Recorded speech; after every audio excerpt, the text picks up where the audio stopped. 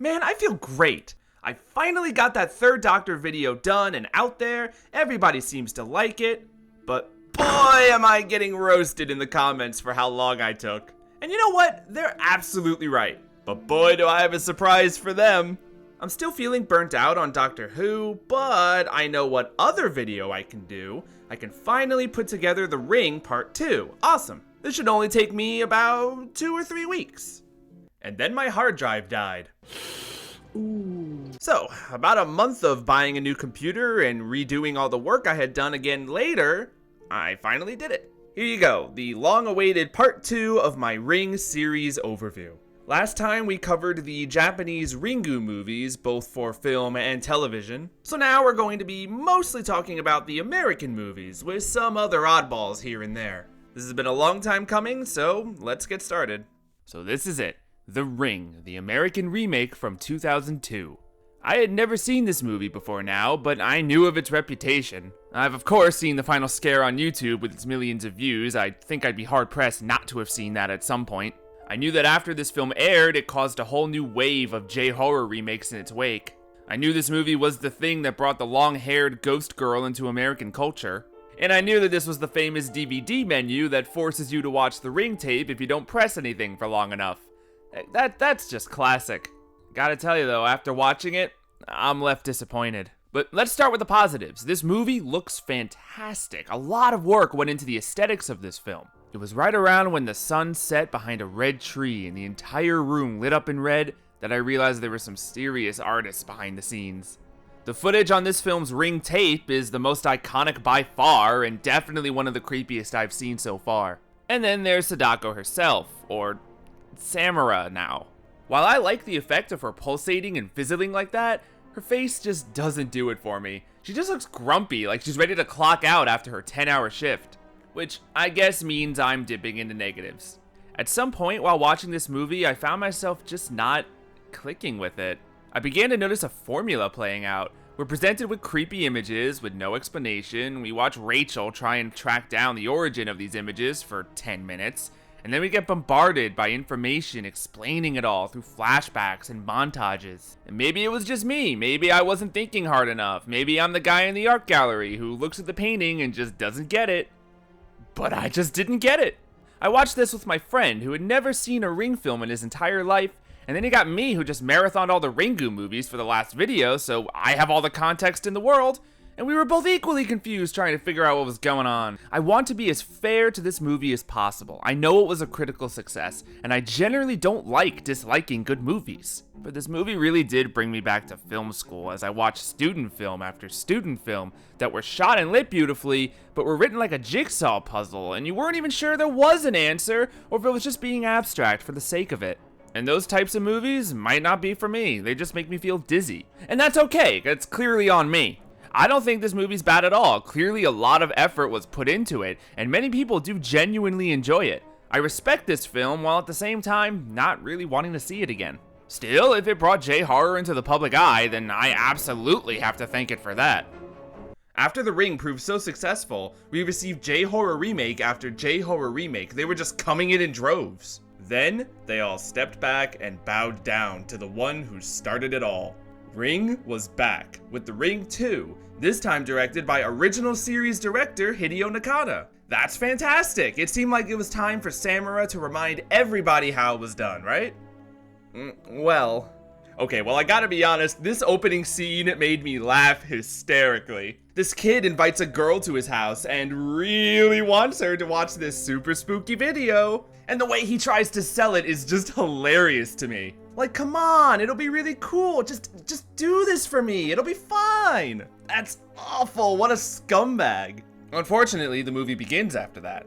Rachel and her son Aiden star again, now 6 months after the first film. Tape murders start happening again, and Rachel feels the need to get involved. I think this is supposed to be a revenge story, but I can't tell if it's Rachel getting revenge on Samara or the other way around. The first time Samara sees Rachel, she proclaims, "I found you," which is weirdly out of character in of itself.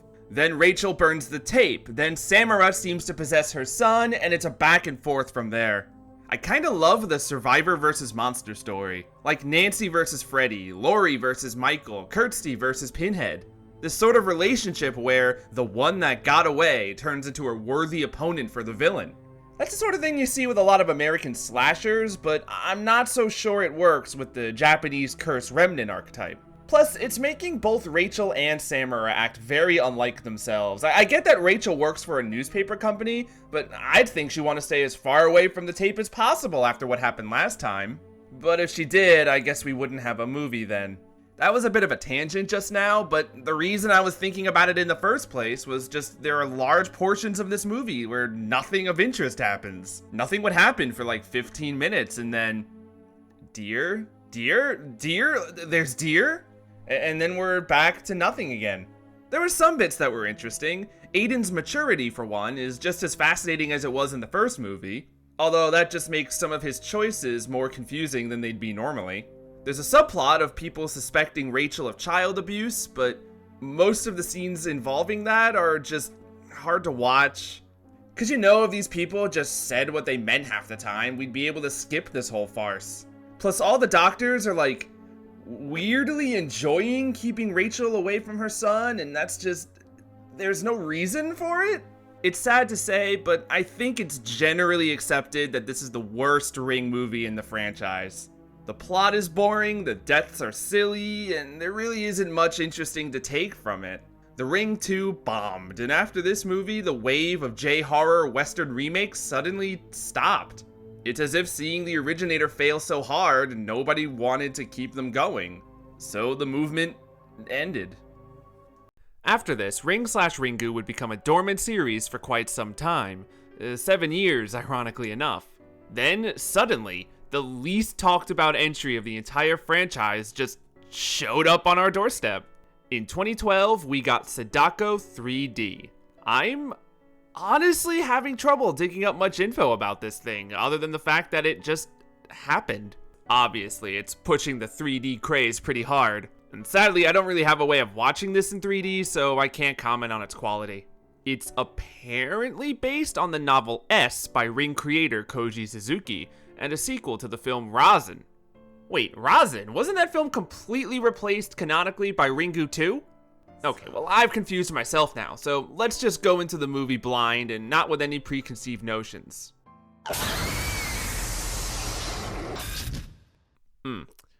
Okay, it's that kind of 3D. So I should have known from the tagline this movie's all about social media and online streaming. Makes sense. You can't have that cursed video on a VHS forever, now can you?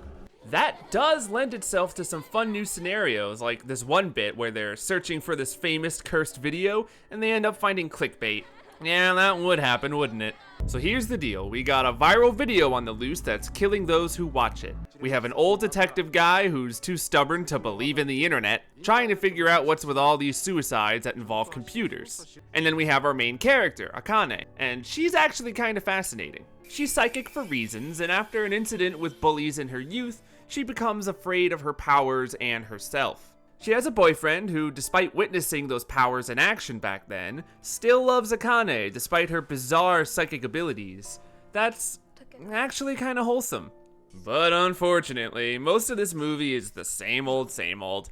Lots of long and boring investigation scenes, I don't believe in cursed videos, etc.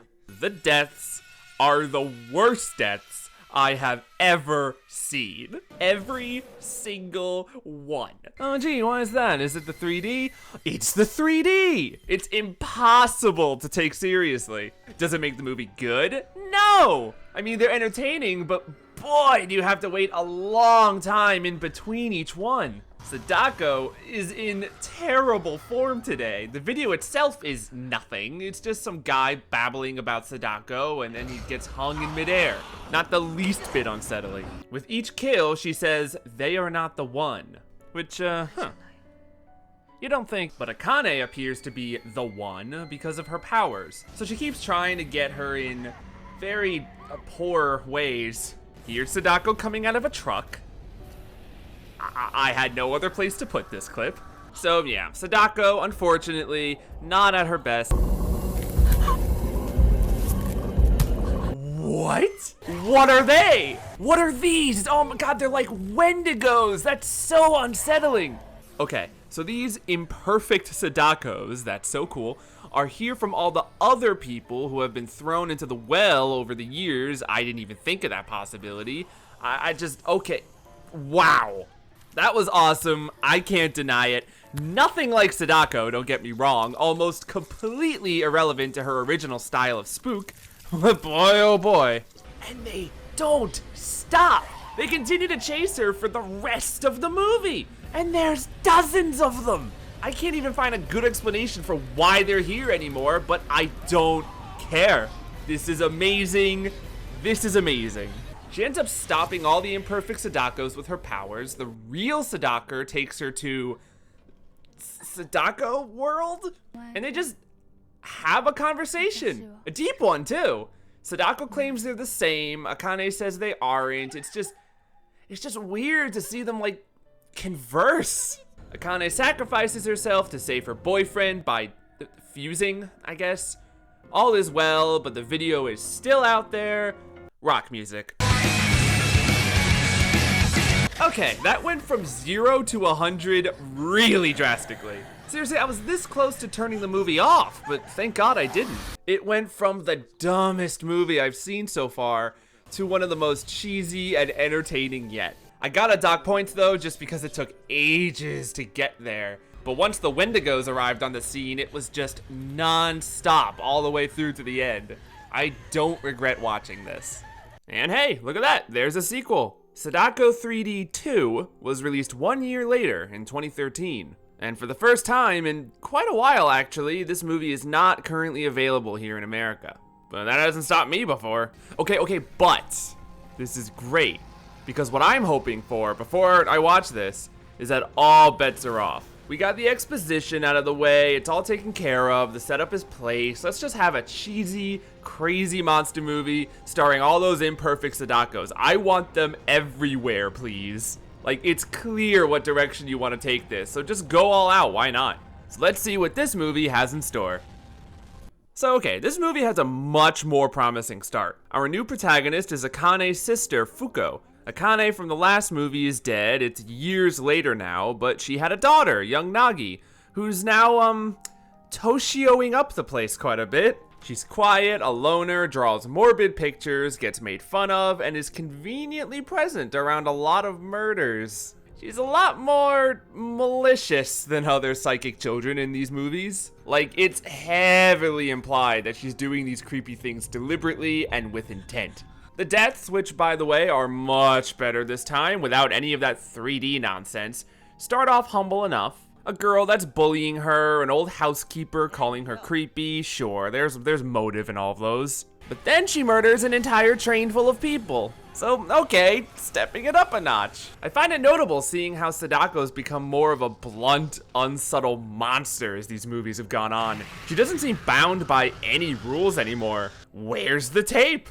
I don't know, it's not here. I guess we're still dealing with the repercussions of the tape from the last film, but it's just weird to see a movie without it at all. The movie connects to the first film in a lot of ways, actually. That old detective comes back for an interview with the movie's new detective, and he's sporting an awesome voice box after his near-death experience after last time. The creator of the viral video shows up, giving us oodles of exposition, including the news that Nagi may not be Akane's daughter after all, but Sadako's. Yeah, cat's out of the bag. Nagi's straight up the monster this time, which is an interesting change of pace, to be sure. We get this amazing scene out of it, though. The thing to do is clear, you gotta kill the kid. Fuko carries her over a bridge and is ready to do it, but she can't. And that's powerful. So the new plan is to help her, free her from whatever grip Sadako has on her. So here comes Akane's boyfriend from the last movie. Yeah, remember him? He's popped up in this movie once or twice to be ominous, but now he's here to reveal Akane's alive. She's here, comatose, fighting Sadako from the inside. Yeah, so that fusing from earlier, she allowed herself to be possessed in an attempt to keep Sadako locked inside. But now she's got influence over her kid, and so they gotta stop her. All the while keeping her from being shot by, surprise, it's the new detective. Yeah, he outright decides enough is enough and he's gotta shoot the kid dead. And that's something I've never seen before, the J-horror detective becoming the villain. So Nagi's brought to her mother, but is shot by Miss Detective, and now Nagi's pissed. Blood everywhere, Nagi is saved from Sadako's grasp, I guess. Everyone's happy. Techno music. So okay, I didn't get my imperfect Sadakos after all, but I'll happily trade them for what I got, which was an actually well put together and decent J-horror movie. Yeah, I'd legit call that good. I definitely spent more time talking about these movies than I expected, but really I just had so many pleasant surprises. These two films are the least covered movies in the series by far, and after the first 40 minutes of the first movie dragged on, I thought I had seen everything I was going to see. But no, I got an action-packed and crazy final act, followed by a complete and well-done sequel. 3D and 3D 2, who would have thunk it? Don't misjudge me here, I'm not calling these the best movies in the entire franchise or anything. I'm just very pleasantly surprised. I think both of these movies are a decent time. You just gotta fast forward through the opening acts of the first movie. Next up is a movie I've already done. You can click here if you want to listen to my full thoughts on this, but we can talk about it a little bit. Essentially, this is everything you could ever want out of a Ring vs. Grudge movie. It's fan service in the purest form, and if you're a fan of either of these franchises, you're bound to have some fun with it. Clearly, they were having fun, judging with all the advertisements. Like I've said before, this movie leans more on the Ring side of things than the Grudge side, but really, that isn't a problem. They both still get their dues, and now that I know so much more about the Ring, I can appreciate it that much more. Bottom line, this is a great and wild time for fans of J-horror. And finally, we reach the end. Rings, plural, was released in 2017 as a sequel? Reboot? Movie connected to the first remake from 2003, but not connected to the Ring 2, we know that much, and probably for the best. I was aware of its existence when it came out, but I avoided watching it because I knew I would eventually cover it for this. So I was going in blind, until I saw this image. Oof, yikes. Well, okay, a Rotten Tomatoes score by itself isn't enough to go off on. I think we all have at least one movie that we love that was panned by the website, so I want to watch this with an open mind, just like the rest. As of right now, this is the last, most recent movie in the series, so let's see what we got. Ignoring the dumb first 3 minutes of Samara crashing a plane for no other reason than to make a trailer, we got ourselves a pretty typical mystery. Meet Julia. She has a boyfriend named Holt who has mysteriously gone missing. Meet Gabriel. He's a college professor who Holt was last seen with, working on some sort of school project. Julia decides to investigate and discovers what is by far the most interesting and new idea this movie has to offer. Gabriel is hosting this underground ring cult named the Sevens, in which students watch the ring tape in droves. Gabriel finds new students to pass the curse onto, using slang of finding you a tale, all in an effort of Gabe himself studying the effects of the curse and possibly how to cure it? We're not sure. I don't know what his endgame is, and that's awesome. This whole group chaining the ring tape between each other seem to be doing it just for the thrill, like it's a drug, and that's new. Holt became a part of this gang and decided to isolate himself from Julia so that she never has to see the tape and get involved. She sees the tape and gets involved. And so we're off to the races. Now, as impressed as I was with that setup, things kinda go south from there. We got so many awesome ideas to work with, yet the movie kinda just drops them.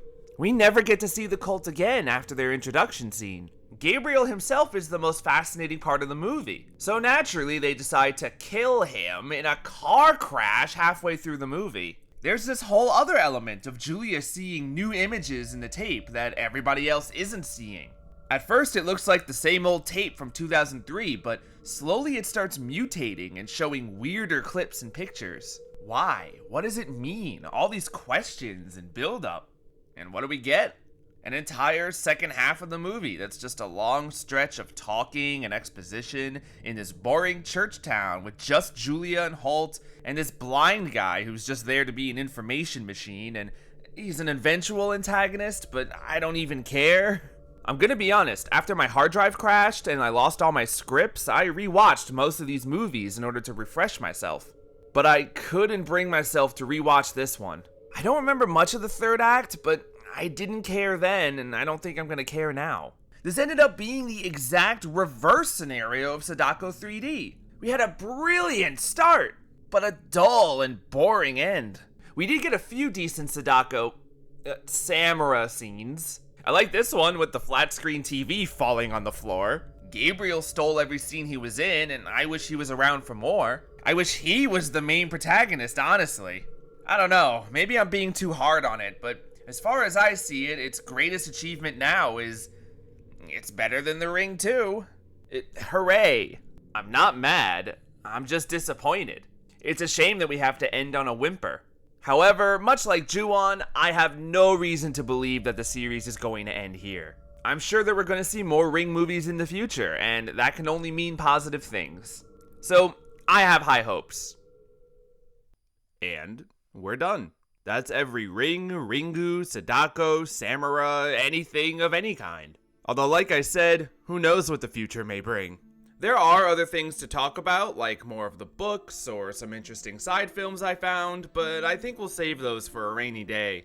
I do want to talk about one more thing though, one last piece of Ring media to tie it all up, and a bit of deja vu.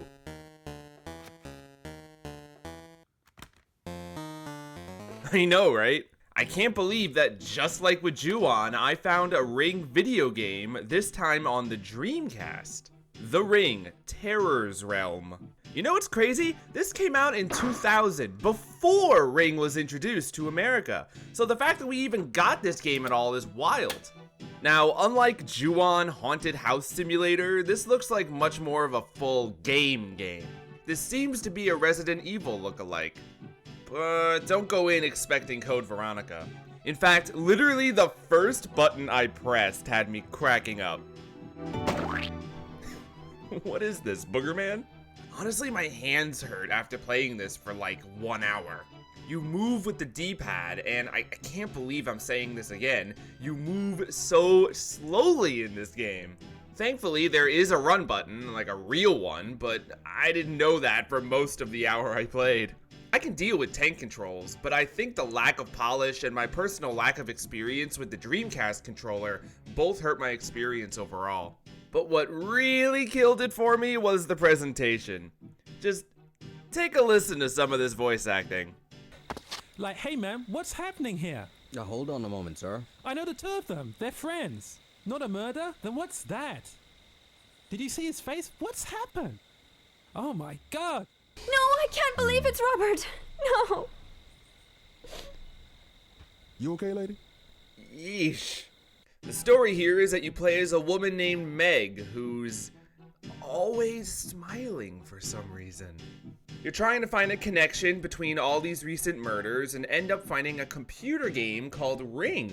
So the Ring tape is actually a video game within this video game. I'll admit, you got me interested there. When Meg turns it on, she actually goes inside the game, Tron style, and is suddenly shooting down creepy hair monsters. I imagine that this game goes back and forth from Meg's real life and the game world. Maybe Sadako makes an appearance, but honestly, I couldn't stomach playing much more of this. Truly, I just wanted to show it off, since it's so interesting that both these franchises got video games. And this one in particular came out even before Ring was popular in the States. That's just, I don't know, that's just cool. Alright, we're done for real now. Hope you enjoyed, and thank you so much for waiting.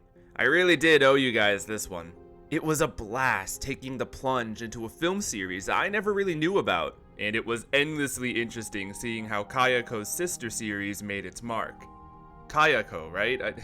I'm sorry, I'm working on the pronunciation, guys. It might take me some time. Well, on to the next one. If everything works out, I should have something new for you relatively soon. As always, thank you all for your support and comments. Take care.